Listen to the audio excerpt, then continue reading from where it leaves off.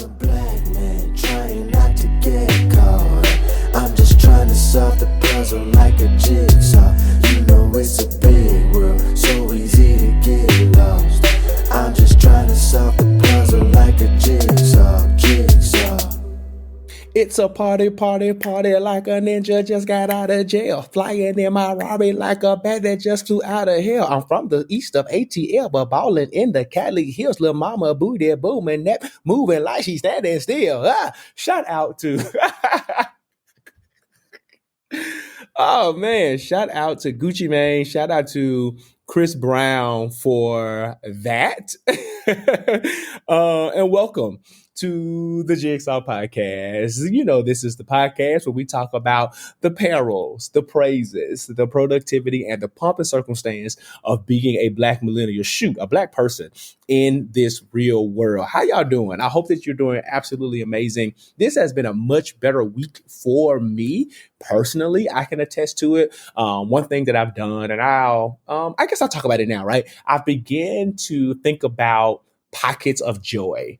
And while, we're in a pandemic, we're quarantined, we all have our issues, and people are laid off and money is tight and all these different types of things, I've been able to look at different things I feel like God has done to assure me, like, Josh, I got your back. And some of them have been small, some of them have been really big and grand gestures, but regardless of what they are and how they've been presented, I definitely appreciate the ways in which God has assured me that he got my back. And I believe anyone who has a faith concept in anything should be able to find ways in which they can find joy, pockets of joy in the midst of what they're facing, in the midst of what they're going through, because life can be tumultuous, right? So that's kind of why I started the podcast off singing about, partying. But on the flip side, if you looked at the title, when we going to link, this is a episode, and we're going to get into it a lot more in the living room conversation. But this is an episode where we really talk about the importance of socialization and connecting and networking and being social and fun. It is a really great episode. I have a really great guest. My boy Theo Teddy, from Morehouse is going to join us on the couch in the virtual living room. It's just going to be a really dope episode. So without further ado, let's get ready and do that now. And let's go into the Blessed Report. Let's get ready and do it, y'all. Yeah.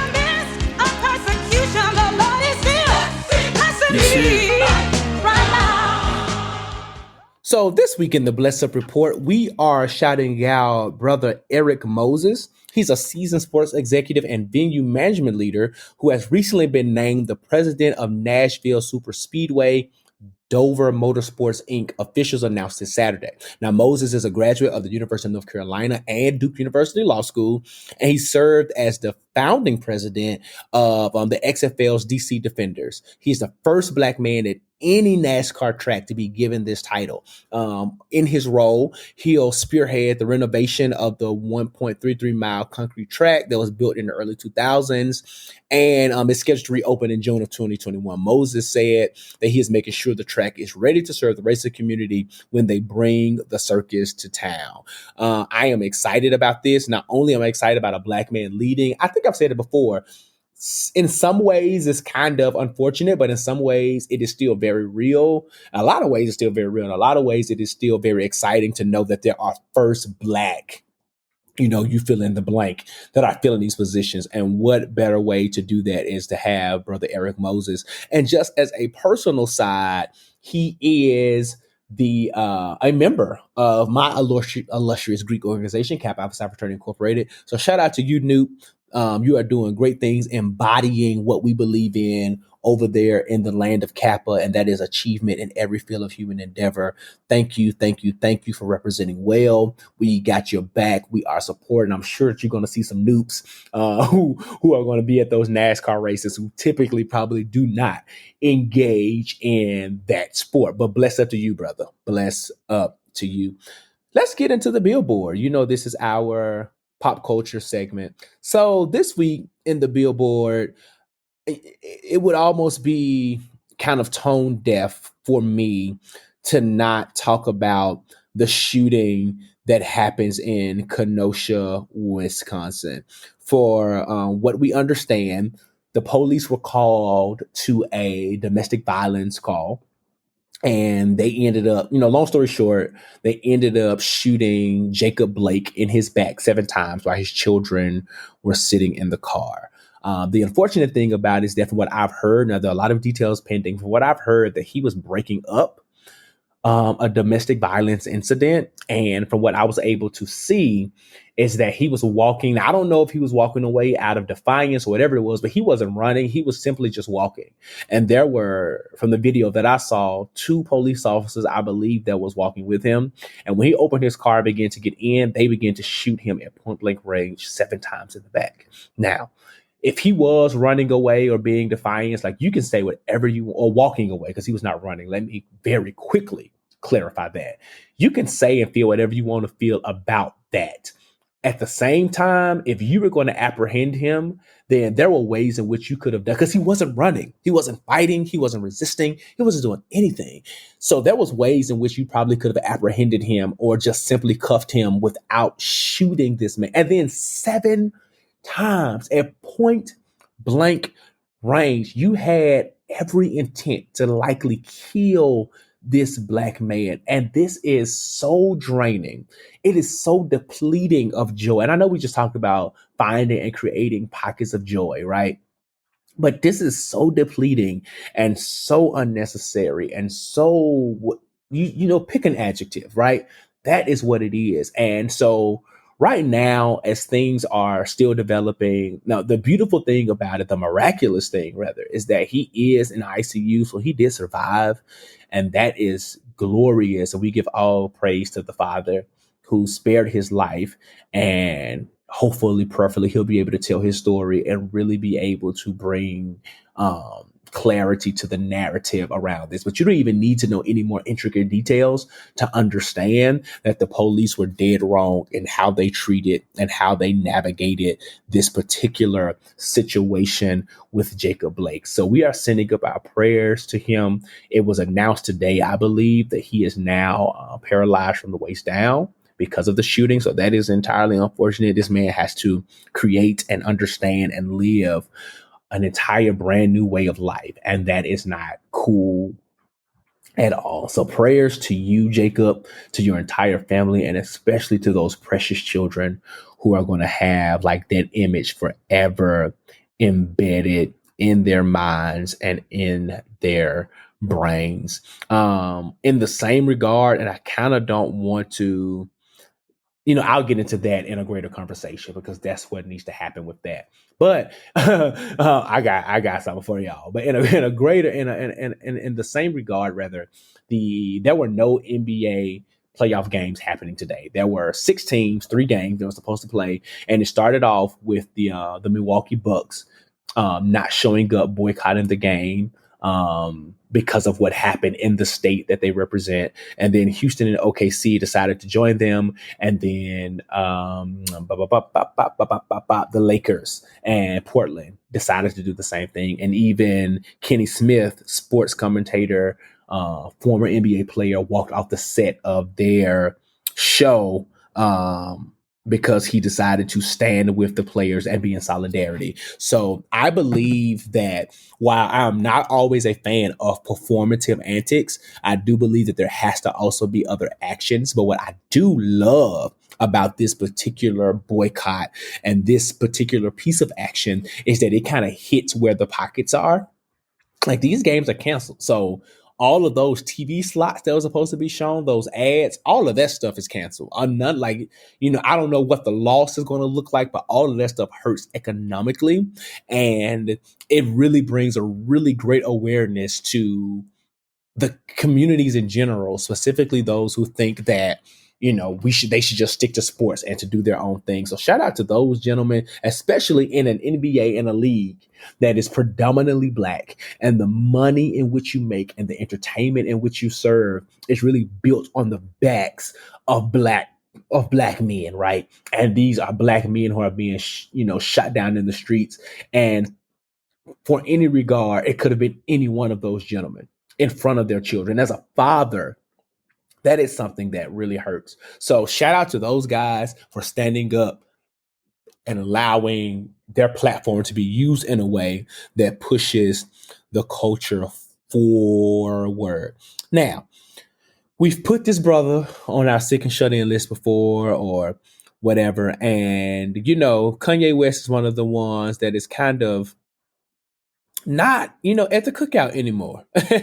He is not. And we've talked about it on the podcast before how he has decided to run for president and how we need not to vote for him and the ways in which even his candidacy can be damaging to the progress that we're seeking to make as a nation. And all you can feel whatever you feel about Joe Biden. You can feel whatever you feel about all those different types of things.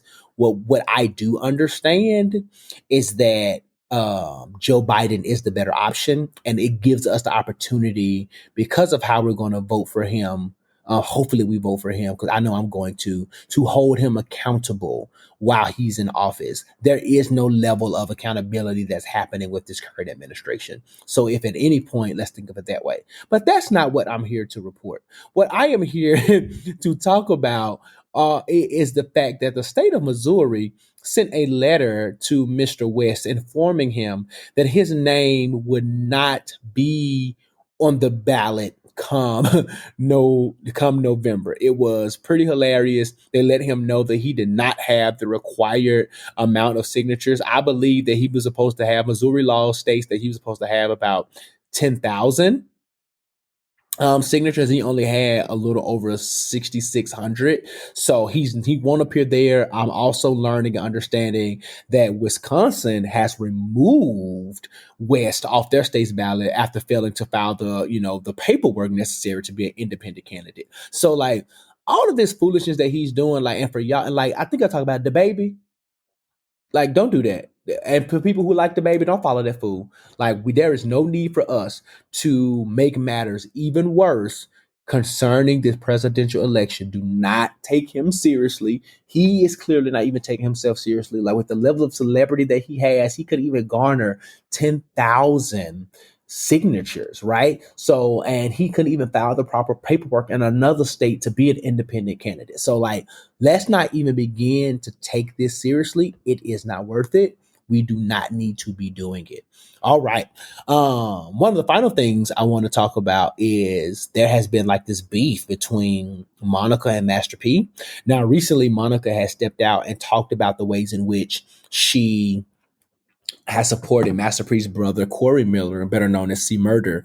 And because I think he went to jail in the early 2000s. I want to say 2002. And allegedly they were dating, back in the early days. And he has always held to the belief that he was innocent. He did not murder, kind of like wrong time, wrong place, or just kind of by association thing or whatever. But Percy Miller, Master P, was upset that all of his efforts over the years and years, 18 years of financing and figuring out ways in which that he could bring justice for his brother and bring him out of jail is kind of thwarted by this attempt that Monica is doing by bringing Kim Kardashian to the table to, she's on that, Captain Save a Nigga thing that she does where she tried to get black men out of jail. And I am never going to say particularly negative things about someone who is using their platform and their privilege to be able to bring justice to Black and brown people who were unjustly incarcerated, right? But at the same time, I'm not necessarily giving you a participation trophy for being a decent human being and using your platform in the ways in which you can use them to make sure that justice is seen for these Black men and Black women who may be wrongly incarcerated, right? If you call yourself an ally, if you call yourself an accomplice, these are the ways in which you should be doing this anyway. So while there is a thank you to be said, you don't get any special congratulatory things from me by doing what you should be doing as an accomplice. All right. All right. As Tabitha Brown would say, very good. Very good. Okay. But Percy Miller ain't here for it. Master P is not here for it. He pulled out his very uncle card, got on IG, recorded him a good 8-minute long video and let Monica know, you're wrong. And honestly, I don't I don't think he was wrong for the ways in which he addressed Monica. Now, maybe he could have said it differently, but I think the sentiment behind it, right? The fact that we've been doing this work and all of a sudden you want to jump in and take all the credit and kind of be the forerunners almost for what we have been doing for almost 2 decades is borderline disrespectful. So to set it up in a way that kind of diminishes or does not acknowledge what the Miller family has done. And I get it. See, Murder may be frustrated, right? With the way things are happening or how slow things may be going on. But at the same time, you cannot discount what your brother has done. So Percy Miller is tired of it. He put up posts saying that he is no longer the ATM. He cut his family off. He shut it down and just a bunch of other stuff. And honestly, and I've heard it in another conversation I was listening to on a podcast, is that I feel like this entire situation is like a family conversation that I probably shouldn't be privy to, but here we are. But I do think it is worth noting, right, that while the efforts may be, there may be great efforts and what you're trying to do may be something that is admirable, I do think it is worth noting that you are inserting yourself in a process that had long been going on. All right. So that's what that is. And lastly, here on the billboard, I just want to give a smooth shout out to all of the jucking and jiving black folks, skin folk who ain't my kinfolk at the Republic National Convention. They have been showing their tails. I mean, coons are gonna coon. They're going to do what they do best. And saying things like Donald Trump is not a racist and having all these black people stand up and talk. I think it was Herschel Walker who said that he was offended that people would think that he would support a racist. Well, sir, have your offense, sit in it, rest in it, settle in it like a woman in her jean skirt on a Wednesday night. Settle in that offense, okay? Because you are supporting a racist, and it is not okay for you to sit there and to be coerced or paid off or whatever it is to support this gentleman. Now, you have the right as a free thinking citizen to do what you want. And speaking of that, what was Jaheim thinking about when he got on Blue Ivy's internet, Cicely Tyson's internet, and got up there and talk about the ways in which black people have been bamboozled and how we have been misconstrued about our thoughts concerning President Goldfish? Like, that is just, anyway, I'm just asinine. I'm not going to even get into that. But back to this Republican National Convention. Yeah. They've had all these black folk jucking and jiving and all these different types of things. And it is just absolutely atrocious to witness. I have not really paid a lot of attention. I've seen some of the highlights on CNN and, social media and things like that. And it is just almost disappointing. It's not disappointing in the sense that I'm surprised, but disappointing in the sense that these are the lengths that people will go to really support something that is, almost, it's just asinine is the word that just keeps coming to my mind. And shout out to this one particular young lady who I'm not going to call her name, but she's like a alleged Christian influencer who decided to get on her platform and talk about she's a 29-year-old who's voting for Trump because she did research, and she's not going to allow the media and social media to put out all this bad stuff. Let me just tell you something, little ignorant black woman that you are. I want you to understand that, first of all, your platform isn't even strong enough to make the kind of demands that you're making about people not coming to your page and being disrespectful and things of that sort, right? I respect your right to think whatever you want to think, no matter how stupid those thoughts are, correct? Very good. But what I do not appreciate is your ability to be dogmatic and put out such a scathing almost remark and then be offended by people who want to question. Now, I don't think that you needed to be trolled, but I do think that it is almost irresponsible. It is an irresponsible use of your platform for you to be able to not want to allow people to engage you in conversation. Then you have the nerve to use scripture to try to back up this fake support that you have for this gentleman who is going to do more harm than good for you, black woman, right? So as much as I am supporting and defending and taking up and all of those things for Black women, it is, I'm not saying that you are hurting any of those causes. It just pains me to see a Black woman stepping into the jucking and the jiving and the coonery of Diamond and Silk, and then trying to put my mulatto Jesus did not die for the foolishness that you typed on Instagram and Facebook. Okay. So I need you. I know this ain't a greater conversation, but I decided to do this right here. I need you to understand that while Donald Trump may have done whatever you want to think that he's done that may have been good in your eyes, overall, he has been problematic. Overall, he has created this uprising of racism. He has emboldened hate among people and really spread the divide with his racism, his xenophobia, his homophobia, and it is not okay. So I don't care what line of conservatism that you find yourself on, there is nothing, and I mean nothing, that you can say in terms of research and policy that will allow me to believe that God somehow gave you revelation about this man needing to be the president another 4 years. If that is the God that you serve, I want to begin to question the God that you know and you think is real. Very good. Very good. All right. That wraps up the billboard today. Let's get straight into this conversation. Just got paid. Boom, boom, boom. Friday night. Boom, boom. Party's jumping. Boom. And I'm in all right. Don't. Right. I had to do it for my people who may not be millennials and don't know Gucci Mane and Chris Brown song that I started from the beginning. All right. All right. So let's get into this living room conversation with my boy Theo. So grab your drink, grab your water, grab your juice, grab your snack, whatever it is you need to grab. Head on over to the living room, take a seat on the couch, and let's do this.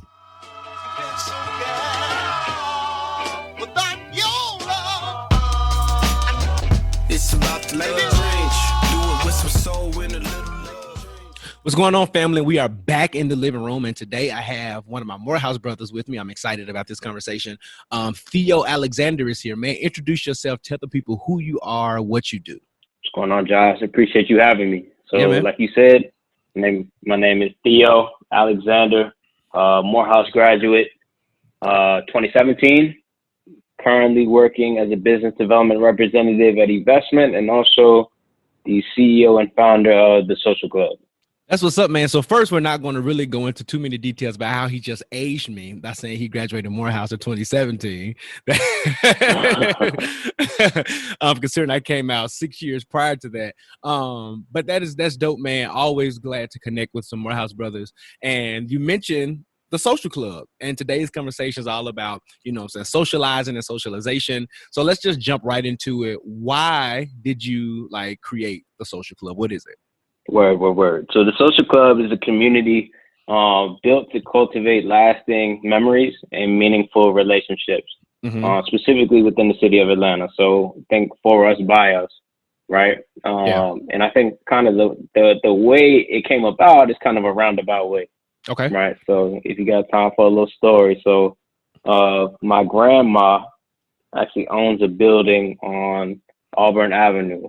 So Sweet Auburn Atrium. She owns a building, historic Auburn Avenue. On the top of this building that holds, office spaces and whatnot is a rooftop. Right. So I moved back to Atlanta last January. Okay. And one of my good friends, Chris Covington, around May, leading up to Memorial Day weekend, we were just like, hey, let's throw a party up at the rooftop. So this is maybe Sunday before Memorial Day weekend. Put a little flyer together, a little makeshift flyer, put the word out. We ended up getting around 500 RSVPs just for this little day party for Memorial Day weekend. We was like, okay, it's lit, Yeah. So the day comes around, right? People show up. It's a good time. It's hot as hell. I mean, May, June in Atlanta, 93, 95 degrees with humidity is pretty unbearable up there. But we had a pretty good turnout. And then from there, we're like, okay, we just do a party on short notice. We had a bunch of people show up. We should probably do some more of this, right? We could actually make this a little business because at the tail end of my college experience, myself and my friends, we were actually making money throwing parties at that time just for fun and whatnot. So we had a little experience in that space. So then they're like, I'm thinking, okay, we can throw these parties, but more than just throw these parties, now my mind starts to go, right? Yeah. Like this previous history, like when I moved back home after graduating, I'd worked for this company. Eventually, I had my own marketing company. So some entrepreneurial, my father was an entrepreneur, grandfather, so it kind of runs in my spirit. So my mind automatically starts going. I'm like, okay, I live in Atlanta, right? Graduated from the AUC, right? There's a lot of people in the AUC. It's a lot of talent here. But how are we maximizing this talent, right? And so then my mind starts going, we can use this as a vehicle to connect alumni from not only the AUC, right? Because you see, it was kind of like a reunion when everybody saw each other. But how about we get some people from Georgia State involved? What about the people from Georgia Tech that we didn't know, right? What about the people from Kennesaw and all these different types of areas? What about the people who transplanted to Atlanta and just work here, but they need some type of community and people who look like them and have similar, values, similar interests, right? Where can they find this group of people? So that's how it started to kind of transform from there into what has become the social club, which is now, events, fitness. We typically have three main pillars that we try to focus on. So you have health and wellness, which is big, right? And breaking that down. Physical health, right? So you may have seen the workouts, right? I know we talked about, the workouts and how big of a deal that is, right? Mental health, right? Which again has been stigmatized within the Black community, but it's something that's extremely important. Like I just read a stat that during this whole coronavirus pandemic, I believe 1 in 4 millennials is suffering from some type of anxiety, depression. Actually, I believe it said that they almost had suicidal thoughts, somewhere along those lines. 1 in 4, which is crazy. Yeah, that's wild, right? Man. But we've been conditioned, not to really talk about that, specifically men. School. I think it's opening up a little bit, but definitely want to be a player in that space. And then financial health, right? Again, somewhere where Black people, have fallen behind due to a number of different factors, right? But we have the responsibility, and I see it as a responsibility to teach our own people, financial literacy and just become more educated about our finances in general. So financial health, mental health, physical health, that's kind of the health and wellness portion that we want to focus on. Arts and entertainment.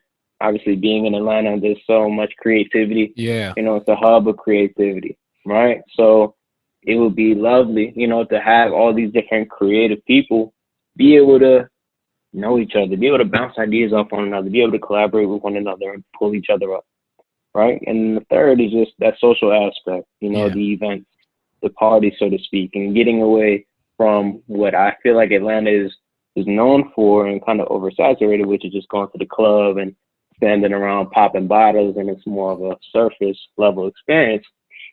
And getting to, back to those parties that you went to when you were in middle school or college or what have you, where people are dancing, right? Where people are having fun and some more intimate experience, right? Because I figure, those are the best type of parties where you can kind of let loose and have fun. So I know that was kind of a long answer, but that's essentially what it is. It's community to connect people. If you like to have fun, if you like to be on your purpose, and you want to meet people similar to that look like you, social club is the place for you.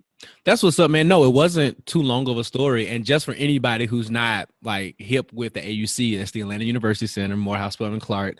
Shout out to our brothers, brothers and sisters, resting in peace up there in Moby. But like, that's that's the AUC. But it's interesting that you said, taking it back, bringing the social experience or having the experience, so to speak, of like this interactive party kind of space, like almost building a community while socializing and having fun, right? And you're right. Like I'm in a frat, and I think I've said this before so many times, like we'll stroll through the party or whatever, or through the event, and then we end up in the corner talking to each other, figuring out the next stroll instead of like really having fun, being on the dance floor, all these different types of things, right? So it's interesting that you said that specifically with the generation that we're a part of. Like, have you found it hard curating this type of experience in what is considered like a social media generation? Sure. Well, I think obviously you have the inherent challenges that go with the coronavirus, right? So yeah, that's the thing. right. So that in and of itself, we've kind of seen, And actually, we're in the midst of kind of relaunching right now because we kind of seen, all right, we got to transition and really get our game plan down as far as creating content. Yeah. Right. And creating content that's valuable, that people, can digest.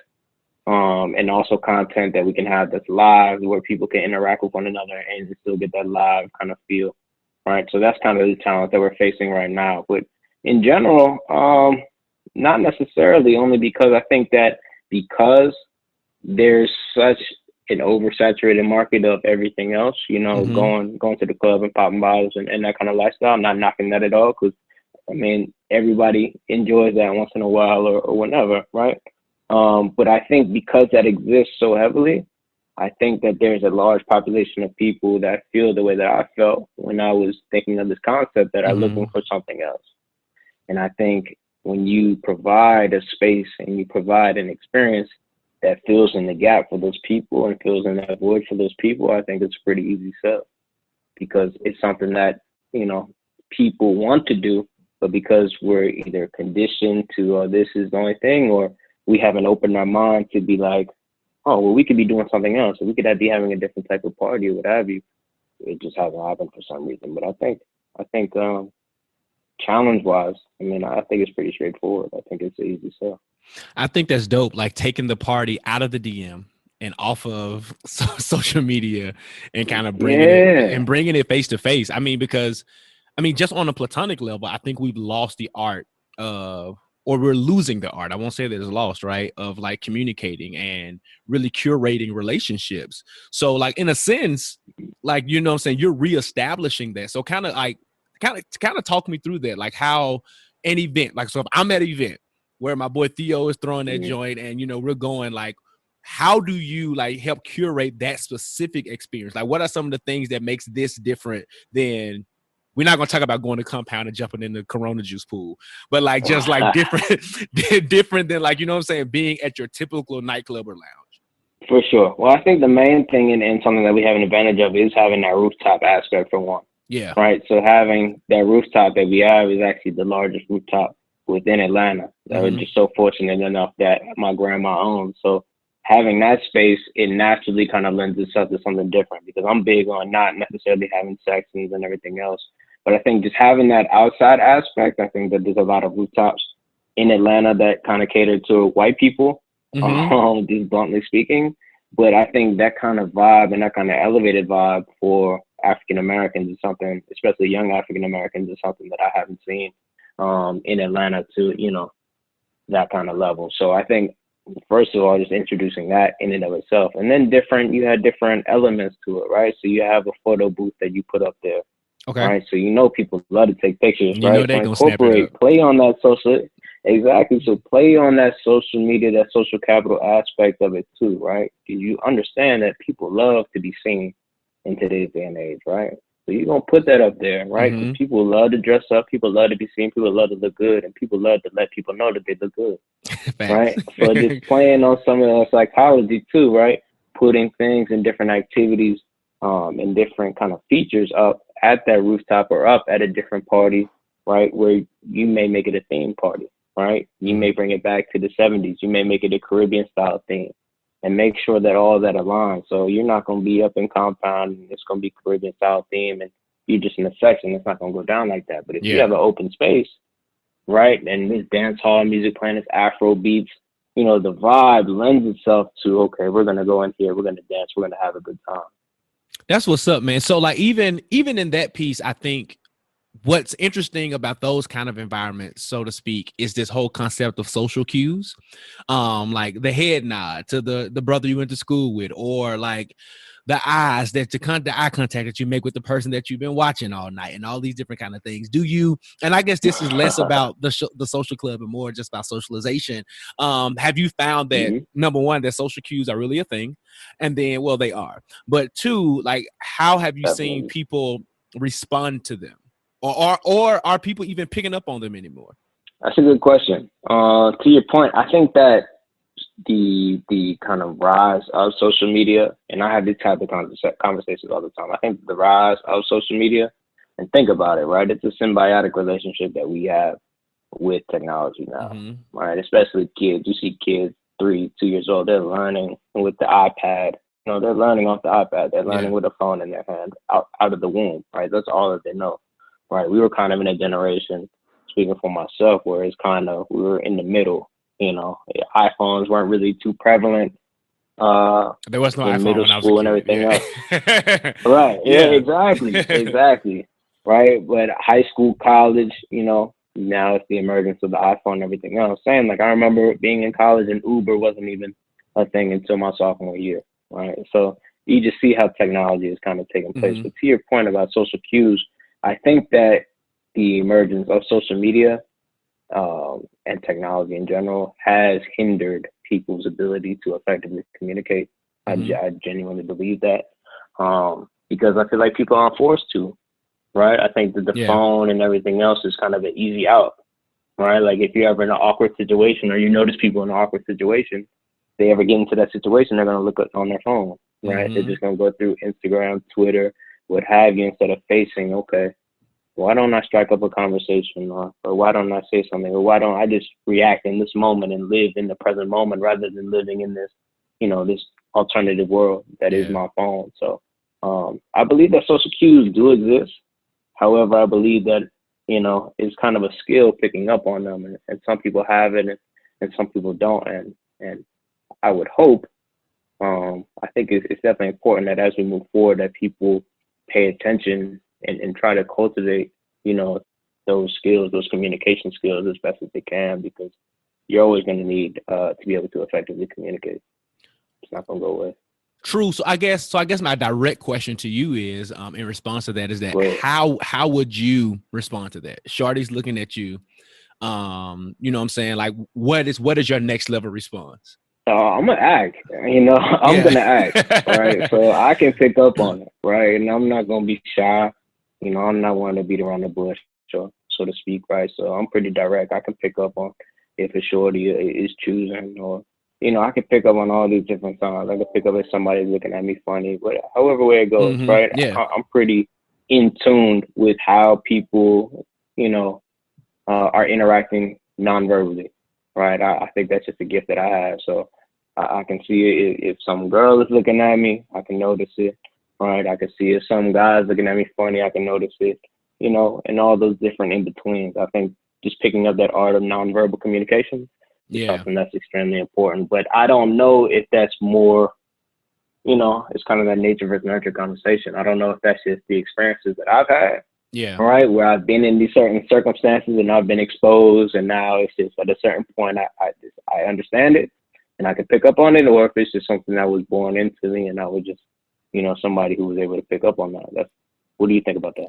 I mean, personally, like I'm able to peep game, right? So, um, For if sure. yeah, whatever the circumstance is, I feel like I know when I'm being flirted with, even if it's nonverbal. I know when like someone's not liking me, not feeling me. I know if somebody's like just straight up want to connect, or if they want something, you know what I'm saying? The conversation always kind of details like, hey man, like, you know what I'm saying? Like, and I'm like, in my mind, I'm like, what do you want?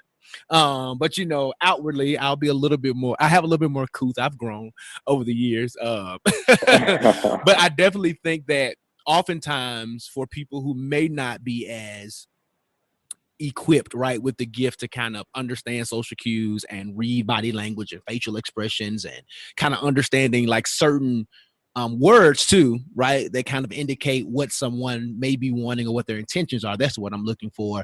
I do think even in social spaces, sometimes it can get kind of complicated, right? Because I think I've been told that I was naturally kind of flirtatious, which is really interesting sometimes, because I've also been told that I'm like hard to approach. So that's a whole dichotomy thing there. But at the Sure. same time, I say that to say, like, you may not step to me because like Josh, look, nah, he ain't feeling it. But at the same time, if we engage in conversation, you could be thinking that I'm cueing you for something else. And no, wait, I'm really just being nice. I'm, you know, a pretty cool dude. So I guess the question, you know, throwing it back at you is that how do we, you know, say handle maybe the misinterpretation of like Mm. socialization? Yeah. That's a good question right there, because I do experience that. I do experience, you know, that that kind of line between, okay, are you being friendly, or you're being flirtatious and so to speak. So just having, again, your intentions kind of misconstrued, that's a good question. As far as how to handle that, that's tough. I mean, you just got to be genuine, you know, and I think you gotta know what your intentions are at the end of the day, and make sure that your intentions are clear. I think that's all you can do, right? Because we can't control what other people think. At the end of the day, we can't control how other people interpret stuff. As long as you know that your intentions and you feel like you clearly outlined your intentions, I think you just gotta live with that, because you know some things just aren't gonna be interpreted the way you want them to be. Right. You know, you gotta let that go. Right. You're not gonna be understood by everybody. Everything isn't gonna be interpreted the way you want it to be, but you can find peace knowing that your intent is your intent. So. And that's so good. I think it's there's two sides of that, right? On one end, knowing your intent, and if they misinterpret or misunderstand it, being, like you said, genuine and upfront, like, wait a minute. Because and then you don't have to be rude about it, right? You could legit, you know what I'm saying, Right. play it to the left in a way that suggests like, we ain't got no issues, but that's just not what I meant, what I want, what I need, whatever. But then on the flip side, also understanding that if they misinterpreted your intent or what you meant, not taking it personal as well. Because there are also people, if you're trying to hook up, right, who I know I have friends who are just blind to flirting.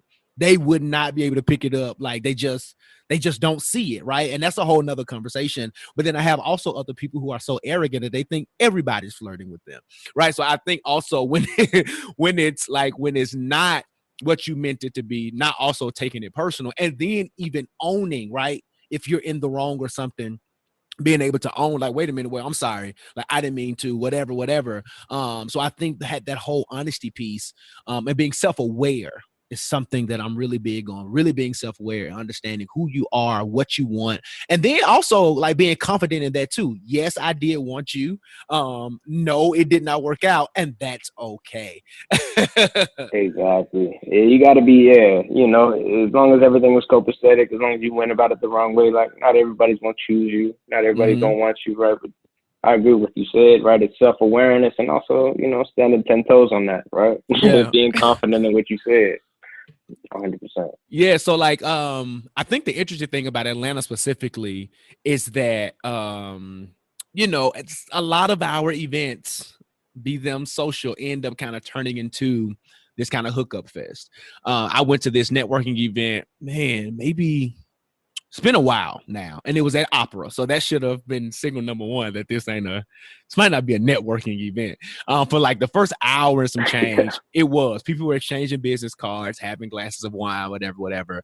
And literally about an hour into that joint, music shifted, lights went down, and it literally turned into a party. And so often, if it's not hosted by like this kind of cookie cutter organization, a lot of our networking events turn into networking events, right? So like, have you found that personally, that kind of going back to the social club, that being a challenge, or even just personally for you when you enter spaces like, I came for one thing, but it's something totally different?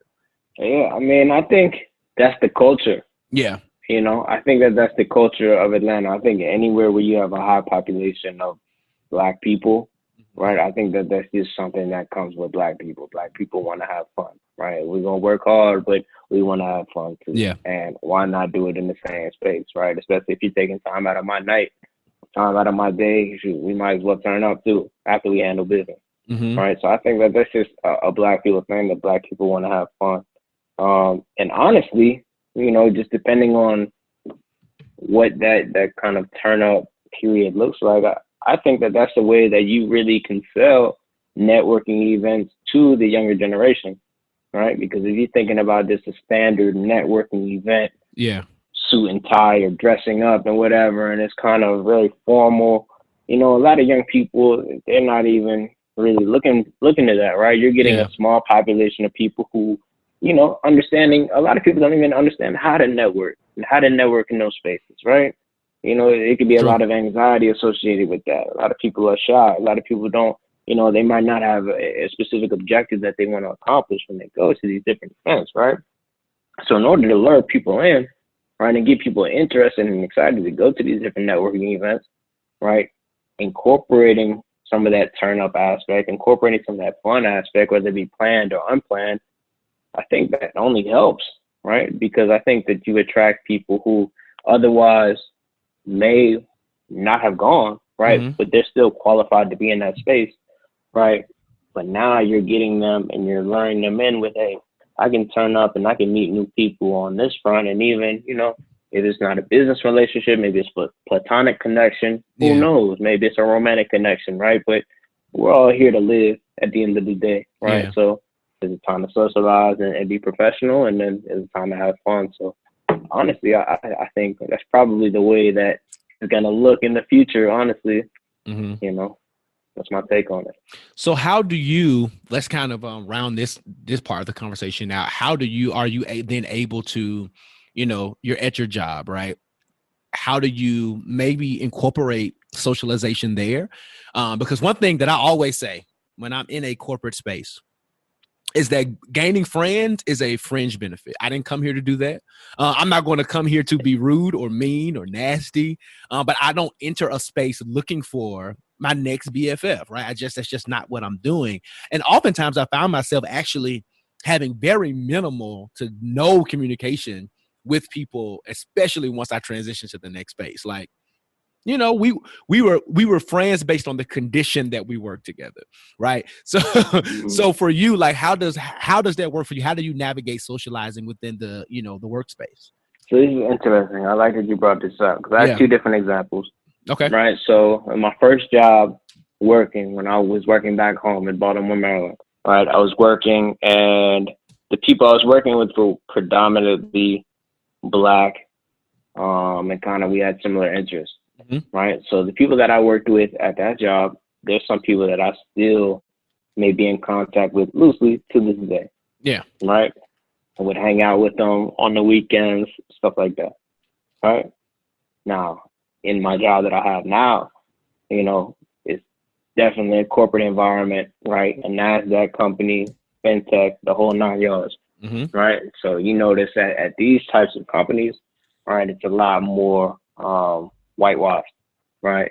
So you have a lot more, you know, white people that work in these spaces. And sometimes, and I think that this is a challenge for Black people, just navigating these different types of spaces. Now, I'm not a person that thinks it's imperative that you conform or that you go out of your way to try to, you know, be cool with these different types of people. Like you said, I'm here to make my money. I'm here to advance my career. You know, I have plenty of friends, Mm-hmm. right? With that being said, I think there's also a line where you want to be conscious and you don't want to pigeonhole yourself, right? These connections, right, could help you advance your career, right? So I think it comes down to, you know, there's probably activities, maybe a happy hour, maybe some of your colleagues are going out to lunch or something like that. I think it's trying to be, you know, a part of as many of those as you feel like you can handle, Mm-hmm. right? Especially if you're that Black person in the space of all white people, you know, I think you try to go to as many of those and include yourself in those as many as you can handle. But I wouldn't feel pressured at the same time to feel obliged to be around people that you otherwise wouldn't be around, or just simply put, don't feel like being around, maybe because your interests don't align, or you just feel like, you know, you're not being yourself Mm-hmm. in those instances. So as far as the socialization aspect, I think you just try to find, you know, you're going to be polite, right? If there's something that you have in common, right, you can talk about that, and just keep it surface level, you know. And if you have that kind of relationship with somebody that goes deeper than that, then more power to you. But and I think that's so real. I think that's so real because, like I said, I'm not walking in there with the mindset to find my next friend. But at the same time, like, if you invite me to lunch, I'm gonna go to lunch. And most times, if you do a happy hour or some type of, you know, team building event, I'll go. Probably ain't staying as late as you're staying, but I'll go to at least. And then sometimes I find myself really enjoying whatever we're doing because, hey, I didn't know you were this cool outside of, you know, after 5 o'clock. Right. So those are things that end up happening. I think at my last job, me and one of my homeboys, you know, white guy, but real cool. Like, he was my coffee buddy. And when we needed that 2:30 fix, like we hit up Starbucks across the street, or we worked in Midtown, so we actually try different little spots, you know what I'm saying? And that was just, our thing. Wasn't looking for him to be a friend, but ended up being one, right? And so yeah, I think that's cool. And I think what you brought up something that was also important, especially for those who are just graduating, just entering the workforce. You do not have to feel pressure to do two things. One, because this is a real Black podcast, so I think the people know this by now, is that you do not have to assimilate to succeed. I do think there's a certain level that how we should present, right, in terms of being professional, but your professionalism can look different for you, and it should still be a representation of your Blackness. I say it all the time that I am educated with 3 degrees. I am been in the corporate space over 10 years, but I still like my chicken wings fried hard with lemon pepper seasoning on top of them, right? I'm still Black, you know what I'm saying? I'm never going to downplay it. I was in a space where they were talking about music, and and there was a bunch of white boys too talking about Taylor Swift, and they asked me like, Josh, you don't like her? I was like, I don't. Like, first of all, I probably couldn't even tell you like a song for real. Maybe if you start singing it, I probably know it because I've heard it, but I don't. And they were just shocked, and I didn't doubt. And then they started wanting to talk about, well, I like Jay-Z, and I'm like, and I played it to the left because I didn't want to buy into that. But they really tried to start talking about the blueprint, and I had to stop and like, bro, right. This is what we're not going to do, and it's okay. Like, if we really want to talk about music, let's talk about how March Madness by Future is one of my all-time favorite songs.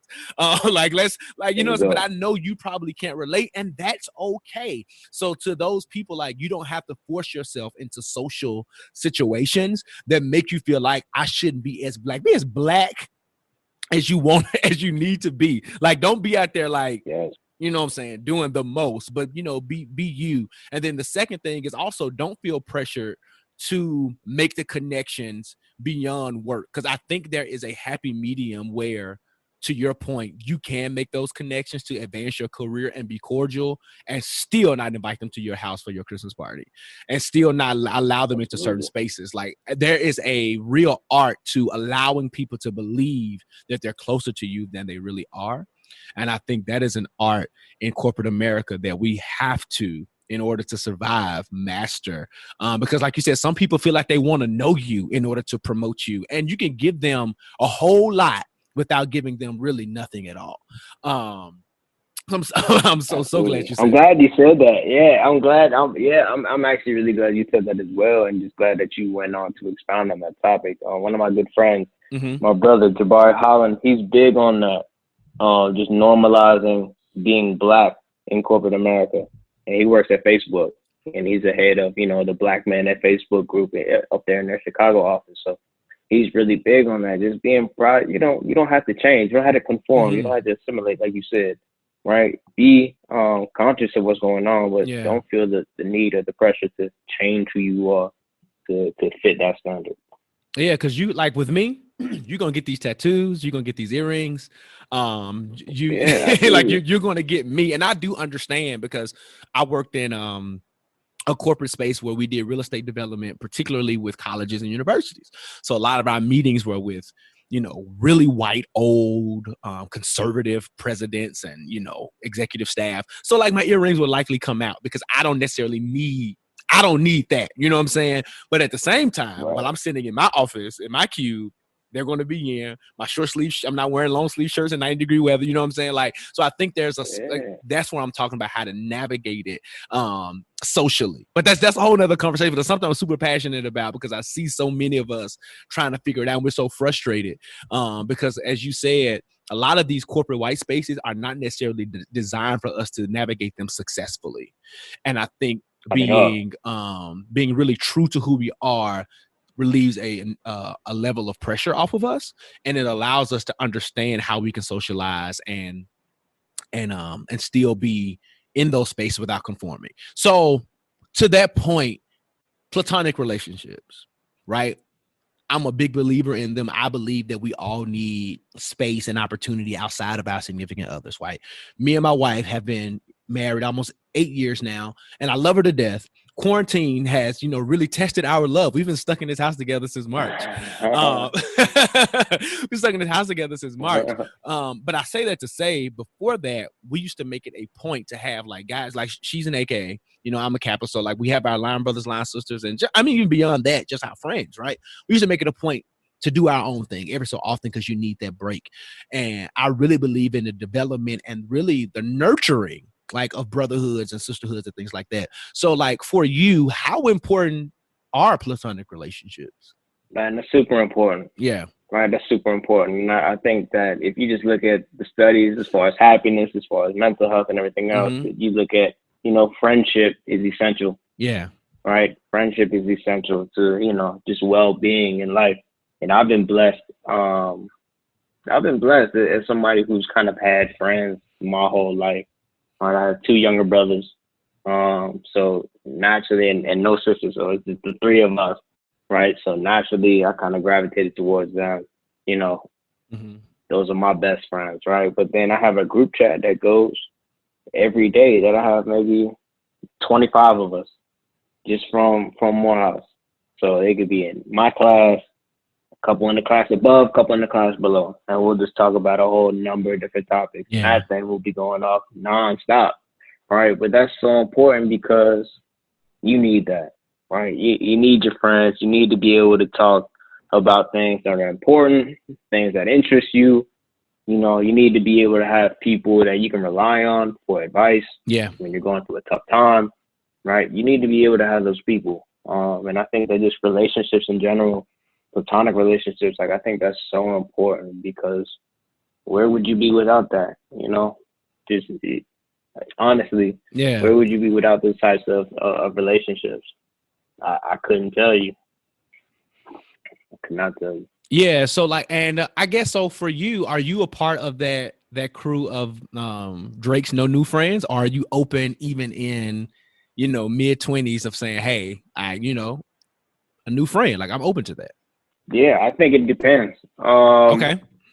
What you call a friend for one, right? Because kind of as I've gotten older and I've gone through different experiences, right, you learn that people who you may have considered a friend aren't really your friend. Right? Facts. They don't have your best interest, right? So then that kind of stuff makes you more jaded. Like, damn, do I have too many people that I call a friend, right? Are these just associates, or they just want me because I have this, or they want me because they see me with this girl or what have you, right? But then at the same time, I think you just look at, the goodness in people, and you're going to come across people where it's just a genuine connection, right? And who are you to deny that based off of your past history, your past, preconceived notions? That has nothing to do with the person who you're encountering in this moment.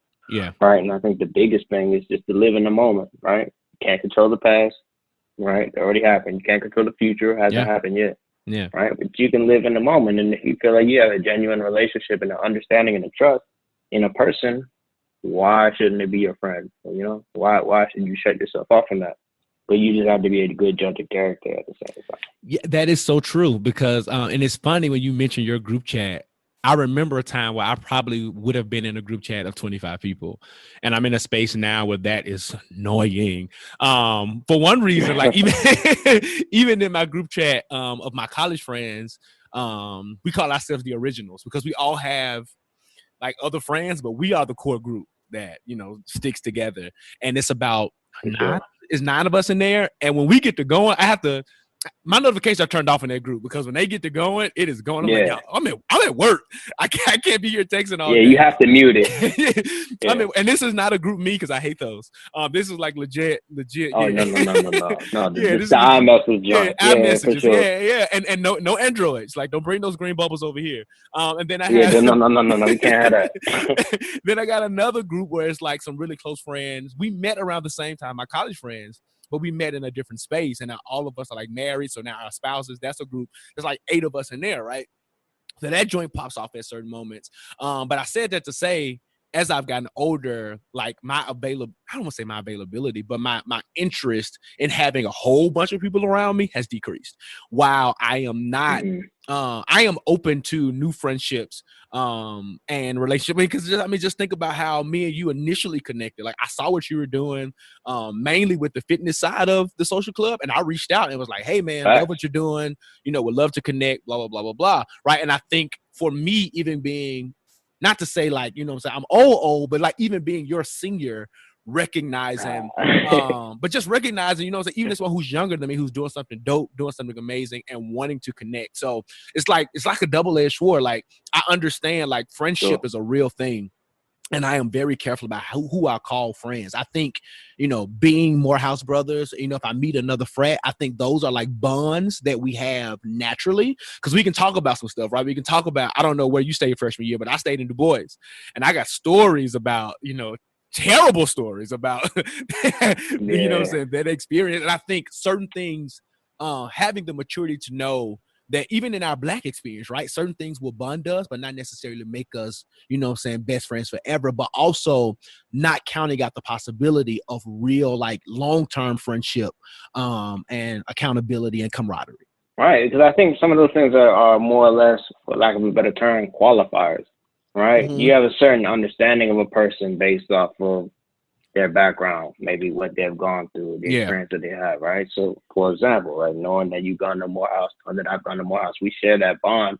We have shared experiences. So that's more or less, you can use that as a qualifier to be like, okay, I can understand this person more or less, right? Just knowing nothing, I can understand that they've seen some of the same things that I've seen. So, using some of those shared experiences as qualifiers for people who you may not know can kind of help out. But yeah, like you said, I mean, it's all about being genuine. You lead with love, right? You got to treat everybody with respect, right? And whether that materializes into a long-lasting friendship or that materializes into, an associate, a connection, somebody that you're cool with, what have you, right? It's just, again, like I said, being that judge of character. Yeah, that's important too. And I think the other piece, we kind of hit on it earlier, is being okay with the outcome. Right. So like, had I hit you up and you was like, thanks, man, appreciate it, and that was the end of that conversation, it's okay. The brother didn't want to connect, you know what I'm saying? And I am like so fine with that, right? I'm so fine with that. It may be a moment in my head where I would have shaded you in my head, like what, like I'm just like, shouting a brother out. But at the same time, it's like, you know what I'm saying? I didn't approach this necessarily expecting anything, if I'm gonna be honest. And I think having that level of expectation, and even if you do have high expectations, being okay with it not being what you wanted, maybe being more than what you wanted. Yeah, go ahead. Yeah, that's something I read. I just read a book, the seven spiritual laws of success by Deepak Chopra. One thing that they talk about in that book, one of the laws that he speaks on, is detaching yourself from the outcome. Yeah. Right. You can't control the outcome. Right. You can control what you put into a situation. You can control, like you reached out to me, that was off the love. That was off the strength. Right. It wasn't about the outcome. It wasn't about whatever. Right. So making sure that, I try to do that anytime I interact with somebody, like it's not for what I can gain. Right. It's letting me know how I feel, and you can do it with what you want with that information or that gesture or what have you. Right. It's not for something in return, because if you're doing something in return, it's not genuine.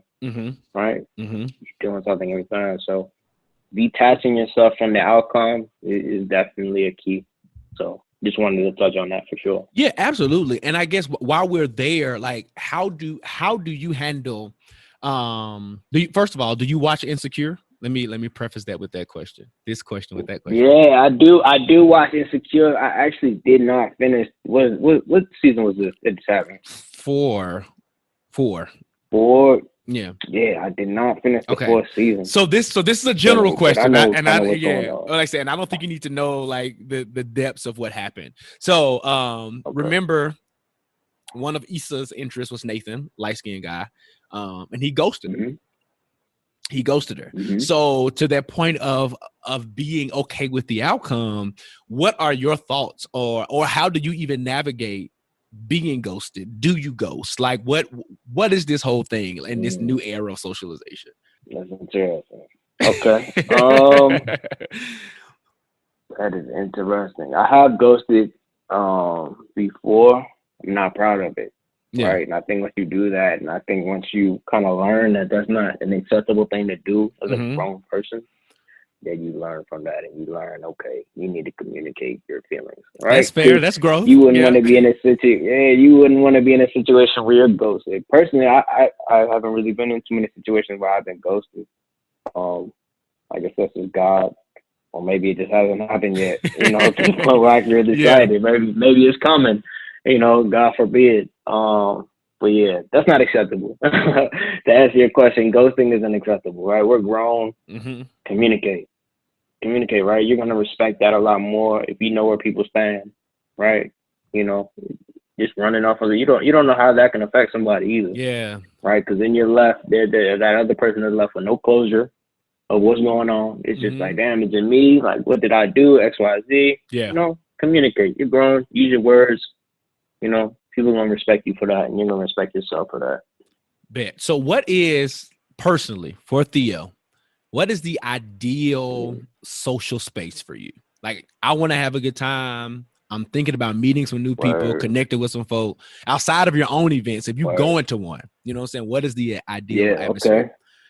I think that the quintessential social experience, I'm not gonna lie to you, I'm a brunch guy. Like, and not that I go to brunch all the time, but every time I go to brunch, I just feel like it's an immaculate vibe. Like, I feel like the vibes is always right. You with people that you enjoy, I would assume, right? More often than not, right? You got the drinks going, right? So you getting loose, right? You might have some music playing, right? And then it gives you a chance to converse and have fun. You know, that's more my speed right there. You know, either dancing or talking and listening to people. Really, you know, getting to know people. Like, that's more my speed. Like I kind of spoke about earlier. I'm not the, you know, pop bottles type dude where we just standing around and it's like, what we doing? What we doing here, right? I'm more the, all right, we drinking, we talking, we socializing, but it's good vibes. And you're getting good eats, I would hope. When you go to brunch, you're getting good eats. We would assume. That's all I need. I'm a simple guy. I'm a simple guy, right? You give me around some beautiful people, you give me some good food, you give me some liquor. I don't need much more. You know, it's good vibes. So do you think that's the trend though? Like, because I've seen like that day parties are often more popping than night, like, you know, your typical kind of evening type of thing, especially in big spaces. And is it because in the daytime I'm more inclined to converse? I'm maybe more inclined to be I can actually see what you look like and all these different types of things. Like, do you think that that's why maybe the brunch or the day parties are having the better social outcomes than your more traditional nighttime stuff? That may be part of it. I also think part of it is just naturally we getting older, you know, and people go to sleep earlier, you know, there's more fatigue setting in. You just work the whole week. So it's like you're probably going to spend, if you do something, you're probably going to spend the earlier part of your day doing something than going out at night, especially if it's on like a Sunday. You know, you're not going to go out on Sunday night and get drunk, I would assume. Most people, right, who have to work the next day probably wouldn't do that. I know some will. But I think that's probably the biggest part of it, because I know when I was in college, shoot, me and my friends, we'd be drinking, you know, all the time. It doesn't matter. We drink till somebody passes out. Like, it was just like, that was the culture. I'm not condoning that, right? But it was just like, that's what it was, right? And then now it's like, I don't even drink like that anymore, right? Like, I can't sit home and just drink for no reason. I've never been that type of person. But even, you know, just going out and whatever, like, I'm cool. Like, I'm just cool with a couple of drinks, or maybe, you know, saying a little weed here and there. But is that copacetic for this podcast? We can talk about you're good. Gas. You good, man. 100. So a little gas, you know, and then that's it. That'd be cooling. But I think that's probably the main thing. Is just like, you're fatigued from the work week. So it's like, if you're gonna do something and you get a chance to have the rest of your day after you have fun, to do whatever, you're gonna do that. You're gonna choose that option. That's what's up, man. So let's wrap up the conversation this way. Give the people who are listening maybe one or two ways, you know, Teddy's ways, Theo's ways of building social capital, social wealth. Okay. Number one, you got to be genuine, right? Treat every person that you come across like the most important person in the world. I think that's the biggest thing, right? People, you know the quote, right? People ain't gonna remember what you said to them, right? Ain't gonna remember what you was dressed like, right? But they gonna remember how you made them feel. Yeah. Right. And so impacting people and making them feel good, I think that's contagious. Right. So I think, you know, treating people with respect, treating them like the most important person in the world, being a genuine person, that's first and foremost from there. Right. And then, number two, I think don't be afraid to be vulnerable. You know, I think that when people That's can good. connect to you, right, when Yeah. you're vulnerable and people can connect to you and they feel like they can really get to know you, right, I think that just allows your bond to strengthen and deepen with people. And I think Yeah. that's really it. From there, you know, if you just replicate that with whoever you come into contact with, you know, obviously you don't want to open yourself up to everybody, right? But if you just do those core things, right, with people, you know, that's what's going to spread, right? And it's kind of contagious. Your energy you put out is it's going to spread. If you're a good person, and you know, the word's going to get around. That's how I feel. But no, I agree. And even with vulnerability, I think we have to, as much as I agree with that, we have to be careful about not giving all of us at once. Yeah, because you'll scare somebody off, or like, you know what I'm saying? And again, the whole misinterpreted thing, like if I'm giving you, you know what I'm saying, when I reached out, you know, to Theo about just, you know, hyping him up about what he was doing, but if I ended up just like pouring out my soul, it'd be like, well, I would have got ghosted, I'm sure. Because it's like, Yeah. you know, what is homie doing? So I think, you know, I think there's a way to take that momentum and build on it. Because that's just, even with my best friend, there's just certain conversations, you know, we didn't have to almost a few years later. Because we were continuing, Sure. you know, building trust and things like that. But I do agree, like being open, to be open is key, because if I feel like you're closed off, if you approach me, then you're going to get a specific type of experience from me.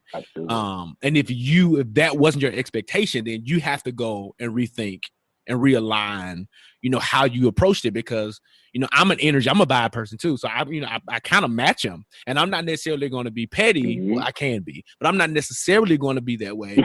but I'm also not going to be like willing to allow you in my space if you're giving me a very closed off version of you. Does that make sense? No, it makes perfect sense. Yeah. I mean, I'm a big vibes, big energy person.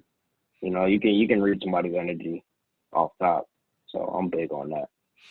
Yeah, man. So like, bro, thank you so much for being in what I call the virtual living room. Definitely probably won't be your last time. Really dope conversation.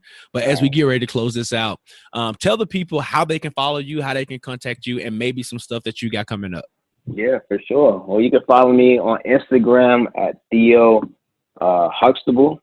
I don't know if it's Theo.Huxtable or Theo Huxtable _ I'm about to give that to y'all right now. Yeah, Theo.Huxtable on Instagram. And you can also follow the social club at Social Club Atlanta.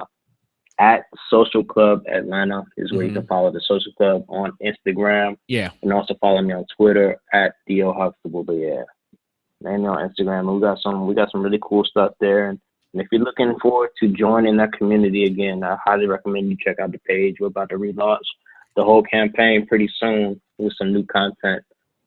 Again, kind of adjusting to the COVID period. So I'm very excited about that. And I appreciate you having me, man. This is awesome. Yeah, man. And this is Theo Huxtable, not to be confused with Malcolm Jamal Warner, just so y'all won't be having these wrong expectations when you go to my boy's page. But yeah, man, again, always a pleasure. But let's get ready and wrap this up and go into the next segment where we talk about some Black man self-care. Woosah.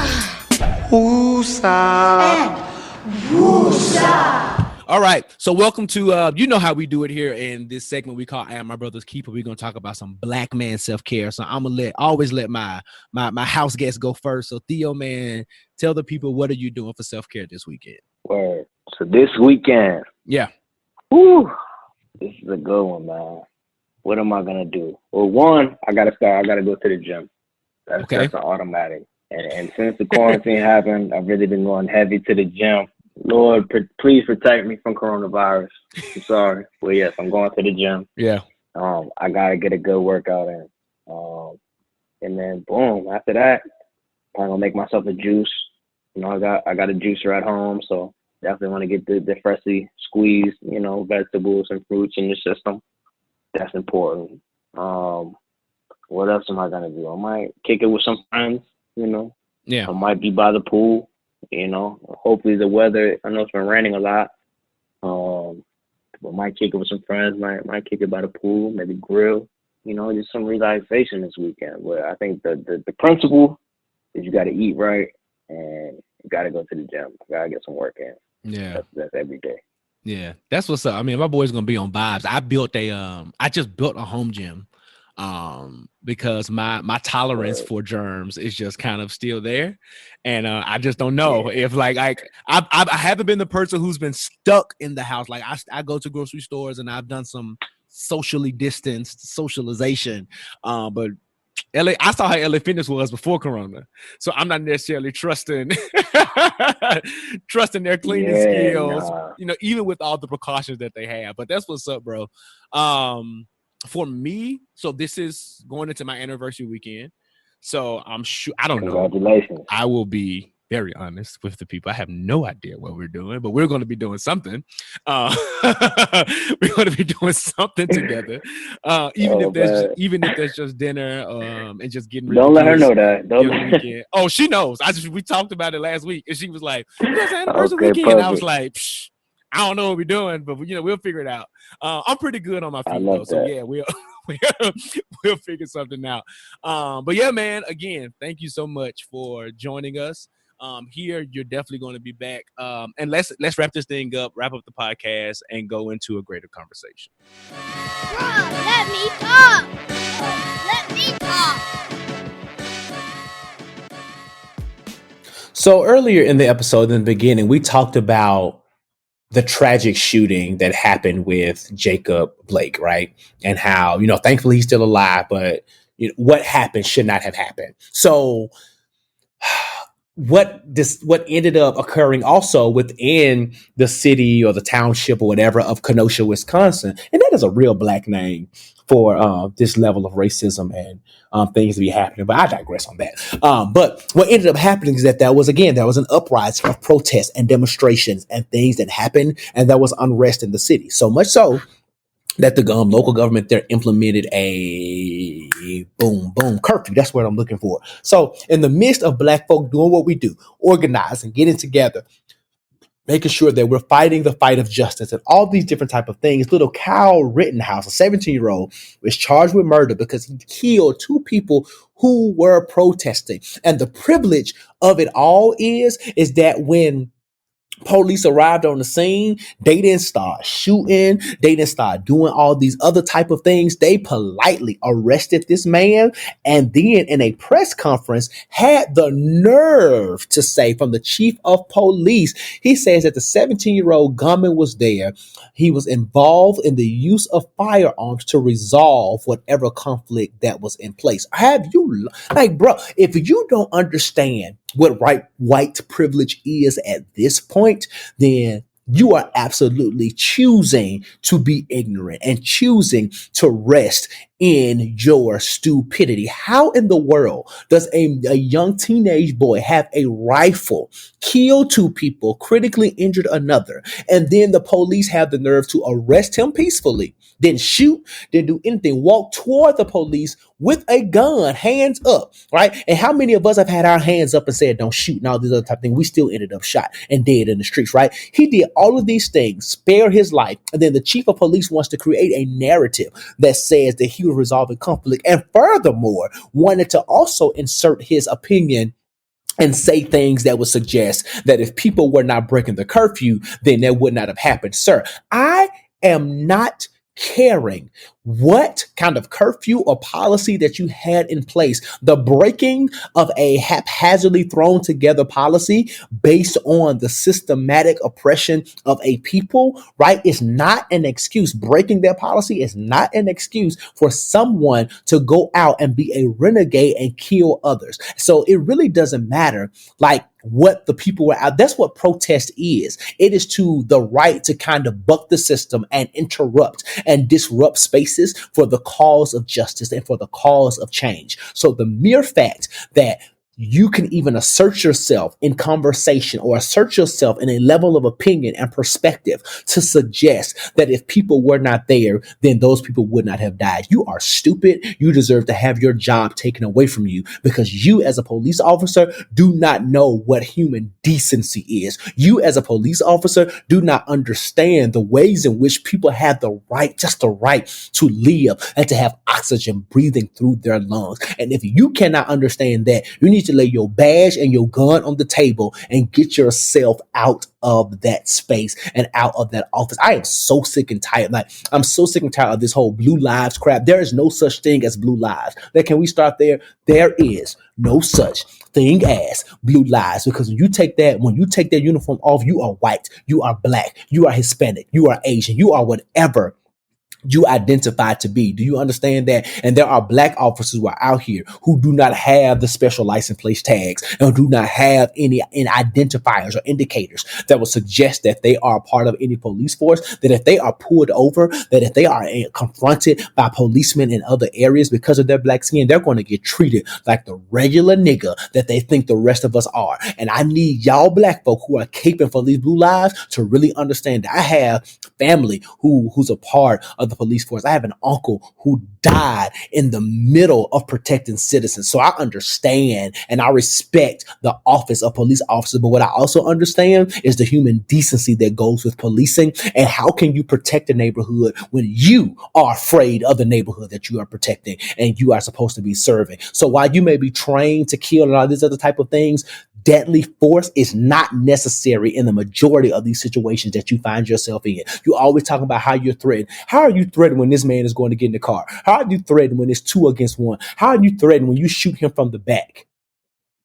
These are the excuses that you pull up every single time you want to justify the killing of a black life. And unfortunately, it seems like these police officers are going to get off, but it does. But I'm not taking that level of pessimism. I'm going to change that narrative, and we need to keep fighting. I know that things start to get a little bit normal, whatever normal is after George Floyd, things have kind of calmed down. But what I want you to understand that this is not the opportunity for us to be passive. This is not the opportunity for us to put our signs down and to silence our efforts. This is the opportunity to use our platform. This is why forever I will use this platform to support and to push the agenda that Black lives do matter, and to understand that there should be no peace until there is a sense of equity in these United States, in these streets. You understand me? This is why voting is important. This is why we need to involve ourselves in national politics. For those who think that politics does not affect them, these are the reasons why we need to understand that while you may have issues with Joe Biden, that it is not time for you to be pointing out the issues that he has. You need to understand that he is the better candidate, good, bad, or indifferent. And it will be a way for us, like I said earlier, to hold him accountable to the office that he sits in, even with Kamala Harris, to hold her accountable to the office in which she sits in and that entire administration. Again, you got to know that when you vote for Joe Biden, you're not just voting for him, but you're voting for a new attorney general. You're voting for a new HUD secretary. You're voting for a new secretary of education. All of these, the secretary of treasury, all these different types of really major positions. There are Supreme Court seats that are up and that will be, expiring soon. Like, right, well, not expiring soon, but like some older people who could be retiring, or God forbid, could die early, right? Like, these are the type of things that we must take into consideration. And with another 4 years of Donald Trump, we're going to have an entire dumb, asinine, incapable administration who is not able to lead this country forward in ways that is going to be necessary for the advancement of Black and brown folk. So it really bothers me when I see all these Black folk at the Republican convention out here doing what they're doing to advance this cause. Like, other than some of the tax breaks, how is supporting Donald Trump benefiting you? Like, for real, explain that to me, because none of you have not had a good answer other than to say the media is lying about Donald Trump. Okay, so after you're done telling me how the media is lying, then tell me the ways in which he has supported you. Tell me the ways in which he has advanced your household. Tell me, good brother Jenkins, how has he advanced any of your causes and supported your family? Tell me that, because you can't. That's why you don't have an answer, because you can't adequately tell me. Only thing that you can do is be loud and to show that you are a Black person that happens to be a Black face, doing what you do to support this racist idiot. But I want you to understand that, there's probably a reckoning coming, and y'all are going to hear us Y'all are going to feel us, and you are going to soon understand us. And it is not okay for you to keep ignoring a distressed and an oppressed people, because a lot of us are tired of being silent. A lot of us are tired of just marching and things like that. And I am not discrediting anything that our forefathers have done, but I can almost assure you, you're going to see a bunch of more people with the same sentiments and the values of the Black Panther Party, right? And the and Malcolm X, with those kind of philosophical views. Those people are rising up and they're getting really tired, and we're going to start fighting back. So justice needs to be served, but everything that's happening around it right now is not giving me any real optimism on how that's going to happen. So anyway, that's that. I don't want to keep bringing myself down talking about that, but something has to change, y'all. And I'm tired. As a Black man, I'm tired.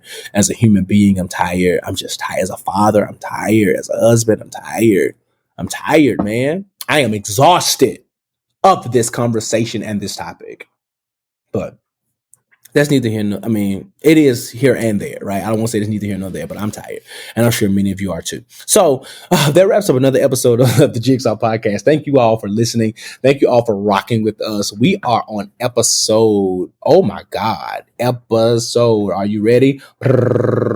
Episode 14. We've done this 14 weeks, and over the last couple of weeks, we've dropped a couple of Sunday school episodes, and we got another one coming this Sunday that I'm super excited about. We're going to advance and continue the conversation surrounding mental health and self-care, but specifically in the context of the church and Christianity. So I'm super excited about that conversation. I have one of my really great childhood friends. She's going to come on, Caitlin Johnson, and do her thing this coming Sunday in the living room as we talk about, we do our faith series there about that. So super excited about that. So thank you for supporting. Thank you for supporting Sunday School. Now, last week, I told y'all by way of announcement as we get ready to wrap up that we were adding a co-host to the podcast. I am so excited for a number of reasons. One of them being that it is one of my closest friends, one of my very best friends, and my brother. So there is a level of camaraderie and fun and conversation and perspective that's going to happen here. And then on top of that, it just takes some of the burden off me to produce and to be creative by myself in my lonesome, right? And as much as I love talking to y'all, and as I say, talking to the air sometimes and imagining y'all sitting in front of me in my living room as I record, it is really going to be dope to have another voice and another set of perspective. One that I think you're going to appreciate, one that I think that you are familiar with. And I told y'all I would tell you first before I do it on social media. So if you're listening to this, I hope that you're listening to it in the morning, because I am going to announce it on social media later in the afternoon. But the brand new co-host of the Jigsaw Podcast will be, he was on, his first episode was Holy Macadamia, Living Out Loud in Your Blackness. His second episode was Daddy Issues, as we talked about the fatherhood, Black fatherhood. And the most recent episode that he was on was Love and Happiness, where we discussed the state of R&B. It is none other than my brother, my friend, my homeboy for life, Bryan Haire from Pomona, California. I'm super excited. He's going to join us on September 10th, 2020, and an episode that's going to be super fun. I'm not going to give you all the details of the episode. We're going to bring him in an amazing way. So look out for social media for all the announcements. Help me share it. Help me plug it, help me announce it, help me spread the word that the Jigsaw is going to expand. And also just keep listening and supporting. I really want to thank y'all for all the love that you've shown to the podcast over these last 14 weeks. I could not have done any of this without you all. And actually producing this podcast is one of those pockets of joys that I was talking about that I found over these few months as I've navigated this very interesting time of quarantine and corona and everything like that. All right. So I love y'all. I love y'all. I love y'all. Be sure to follow me personally at I am Josh Rogers on Instagram. And I want y'all to go ahead and follow and bombard our new co-host, Bryan. You can follow him on Instagram at I am Bryan Haire. You can follow him there. And then make sure you start showing him love and congratulating him about what he's going to bring and perspective that he has for the podcast. And on top of that, follow us at the Jigsaw Podcast on Instagram. You can email us and contact us at thejigsawpodcast@gmail.com. And I think that is a wrap. All right. So as crazy as life is, don't let it stress you out. Do what you can while you can, the very best way that you can. But in the midst of all of that, do not get caught with your work undone. I'll see y'all next week. Love y'all. That's a wrap.